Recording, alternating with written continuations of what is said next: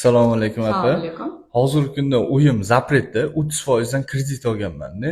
Mana shuni yopib 8% da kreditingizdan chiqarib bera olasizmi? Muammomuz. Oylik to'lovlari sira.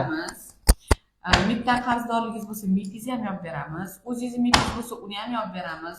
Qatga zalog qilib qo'ygan bo'lsangiz, 30%lik, 40%lik hozir juda ham ko'p insonlar bizga yig'lab kelishyapti-da. 30% olganman, 40% dan qarzdorligim bor, kim yopib beradi? Hamma qarzinglarni o'zimiz yopib, sizlarga uyinglarni 8% liga qo'yib, оформление qilib, joy-joyida ishlaringlarni hal qilib beramiz. Endi siz 30% dan olgan bo'lsangiz, bu degani oylik to'lovi bizanikidan 4 barobar baland deganida.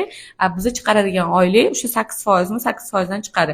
1 sent ham qo'shilmaydi. Faqat sizlardan talab qilinadigan narsa turar joy uyinglarni yoki нежилой magazin, не знаю, вот apteka, нежилой kompleks, restoran, kafe farqi yo'q. Qo'ysanglar $10,000 dan $850,000gacha hech qanaqa oylik ish haqli kafillasiz kredit chiqarib beramiz. Kreditlarimiz xudo xolasa bir haftada chiqadi. Pullaringizni maqsadli, maqsadsiz qilib bemalol olib chiqib ketsangiz bo'ladi. Xo'p, bo'ladi, rahmat.